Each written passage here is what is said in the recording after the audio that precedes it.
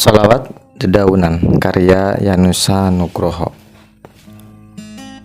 Masjid itu hanyalah sebuah bangunan kecil saja. Namun, jika kau memperhatikan, kau akan segera tahu usia bangunan itu sudah sangat tua.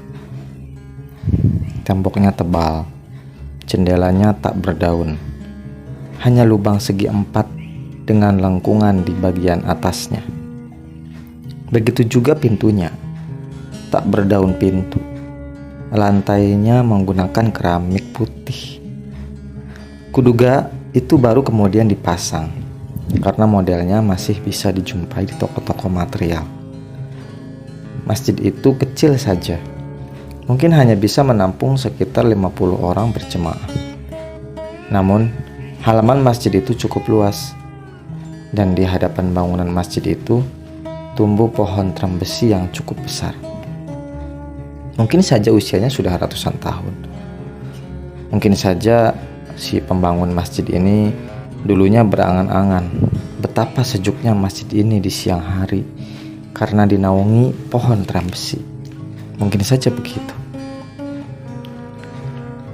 Begitu besarnya pohon trembesi itu, dengan dahan dan cabangnya yang menjulur ke segala arah, membentuk semacam payung, membuat kita pun akan berpikir, masjid ini memang dipayungi trembesi, cantik sekali. Namun, masjid ini sepi, terutama jika siang hari. Subuh ada 5 orang berjamaah, itu pun pengurus semua. Maghrib masih lumayan, bisa mencapai 2 shaf. Isya hanya paling banyak 5 orang. Begitu setiap hari. Entah sejak kapan dan akan sampai kapan hal itu berlangsung. Bagi Haji Ibrahim, keadaan itu merisaukannya. Sejak mungkin 30 tahun lalu, dia dipercaya untuk menjadi ketua masjid. Keadaan tidak berubah. Bahkan setiap Jumat, jumlah jemaah paling banyak 45 orang. Pernah terpikirkan untuk memperluas bangunan, tetapi dana tak pernah cukup. Mencari sumbangan tidak mudah. Dan Haji Ibrahim tak mengizinkan pengurus mencari sumbangan di jalan raya, sebagaimana dilakukan banyak orang. Seperti pengemis saja, gumamnya. Seiring dengan berjalannya waktu, maka pikiran untuk memperluas bangunan itu tinggal sebagai impian saja. Kas masjid nyaris berdebu karena kosong melompong. Dan itu pula sebabnya masjid itu tak bisa memasang listrik, cukup dengan lampu minyak. Daun-daun trembesi berguguran setiap hari, seperti taburan bunga para peziarah makam. Buah-buahnya yang tua berserakan di halaman. 1-2 anak memungutnya, mengeluarkan biji-bijinya yang lebih kecil daripada kedelai itu, menjemurnya, menyangrai dan menjadikannya camilan gurih di sore hari. Jelas tak ada orang yang secara khusus menyapu halaman setiap hari. Terlalu luas untuk sebuah pekerjaan gratisan. Semua maklum, termasuk Haji Ibrahim. Suatu siang, seusai sholat Jumat, ketika orang-orang sudah lenyap, semua entah kemana,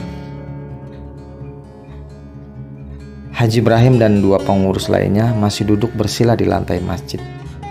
Haji Ibrahim masih berzikir, sementara 2 orang itu tengah menghitung uang amal yang masuk hari itu. 30.000 pak, ucap salah seorang seperti protes pada entah apa. Alhamdulillah. Dengan yang minggu lalu jumlahnya 75.000, belum cukup untuk beli cat tembok. Ya sudah, nanti kan cukup, ujar Haji Ibrahim tenang. Sesaat ketika kedua orang itu akan berdiri, di halaman dilihatnya ada seorang nenek tua tengah menyapu pandang. Haji Ibrahim pun menoleh dan dilihat nenek itu dengan badan bungkuk, tertatih mendekat. Waalaikumsalam, Nek, jawab salah seorang pengurus sambil mengangsurkan uang 500-an. Tapi si nenek diam saja. memandangi si pemberi uang dengan pandangannya yang tua. "Ada apa?" tanya Haji Ibrahim seraya mendekat. "Saya tidak perlu uang, saya perlu jalan ampunan." Sesaat ketiga pengurus masjid itu terdiam. Angin bertiup merontokkan dedaunan terbesit. 1-2 buahnya gemeletak di atap. "Silakan nenek ambil wudhu dan sholat," ujar Haji Ibrahim sambil tersenyum. Nenek itu diam beberapa saat tanpa berkata apapun. Dia kemudian memungut daun yang tergeletak di halaman. Daun itu dipungutnya dengan kesungguhan, lalu dimasukkannya ke kantong plastik lusuh yang tadi dilipat dan diselipkan di stagen yang melilit pinggangnya.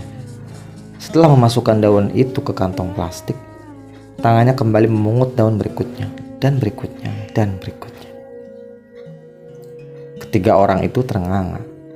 Sesaat kemudian, karena melihat betapa susah payahnya si nenek melakukan pekerjaan sederhana itu, salah seorang kemudian mendekat dan membujuk agar si nenek berhenti.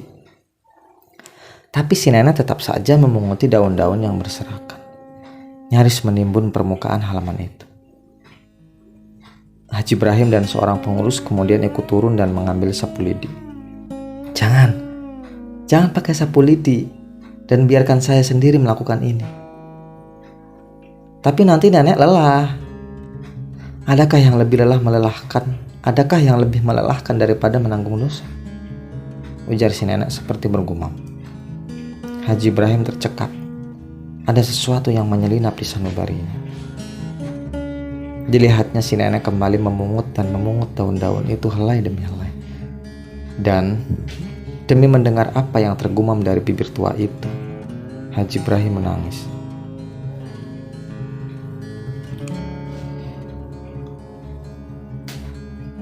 Dari bibirnya bergumam kalimat permintaan ampun dan sanjungan kepada Kanjeng Nabi Muhammad. Pada setiap helai yang dipungut dan ditatapnya, sesaat dia menggumamkan, "Gusti, mugi paringa aksama, paringa kanugaran, datang Kanjeng Nabi. Paringa kanugrahan, datang Kanjeng Nabi." Sebelum dimasukkannya ke kantong plastik. Haji Ibrahim tergetar oleh kepolosan dan keluguan si nenek. Di matanya, si nenek seperti ingin bersaksi di hadapan ribuan dedaunan bahwa dirinya sedang mencari jalan pengampunan. Hari bergulir ke maghrib, dan si nenek masih saja di tempat semula, nyaris tak beranjak, memunguti dedaunan yang selalu saja berguguran di halaman. Tubuh tuanya yang kusut basah oleh keringat. Napasnya terengah-engah.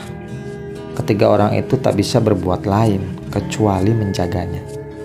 Ketika maghrib tiba dan orang-orang melakukan sembahyang, si nenek masih saja memunguti dedaunan. "Siapa dia?" bisik salah seorang jemaah kepada temannya ketika mereka meninggalkan masjid. Tentu saja tak ada jawaban selain "Antah." "Nek, istirahatlah, ini sudah malam. Kalau bapak mau pulang, silakan saja. Biarkan saya di sini dan melakukan ini semua." "Nek, mengapa nenek menyiksa diri seperti ini?" "Tidak, saya tidak menyiksa diri. Ini mungkin bahkan belum cukup untuk sebuah ampunan," ucapnya sambil menghapus air matanya. Haji Ibrahim terdiam. Mereka mencoba mereka-reka apa yang telah diperbuat si nenek di masa lalunya.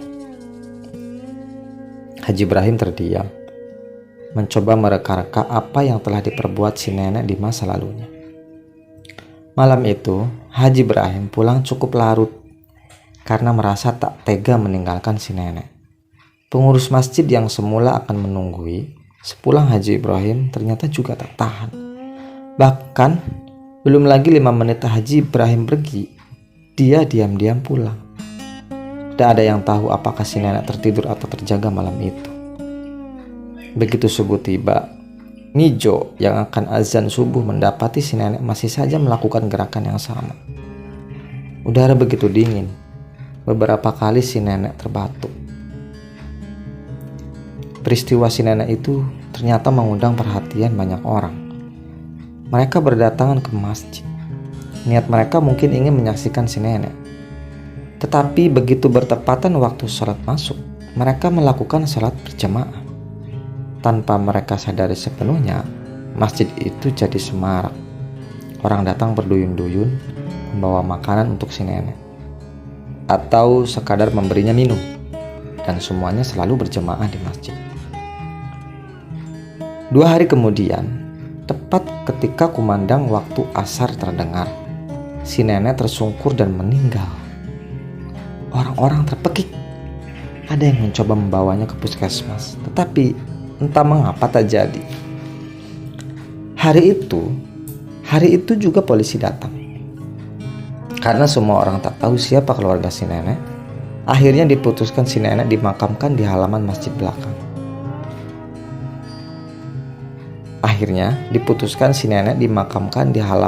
Masjid. Ketika semua orang sibuk, Haji Ibrahim tercekat. Dia tiba-tiba merasa sunyi menyergapnya. Dia menyapu pandang. Ada yang aneh di matanya. Dedaunan yang berserak itu lenyap. Halaman masjid bersih, menghitam subur tanahnya, seperti disapu, dan daun yang gugur ditahan oleh jaring raksasa hingga tak mencapai tanah. Sudut mata Haji Ibrahim membasah. Semoga kau temukan jalanmu, Nak, gumamnya. Dan ketika semua orang yang puluhan jumlahnya itu secara bersamaan menemukan apa yang dipandang Haji Ibrahim, mereka terengah-engah. Bagaimana mungkin halaman masjid bisa sebersih seperti itu? Lama setelah kisah itu sampai kepadaku, aku tercenung. Rupanya, menurut Haji Ibrahim kepadaku, nenek itu hadir mungkin sebagai contoh.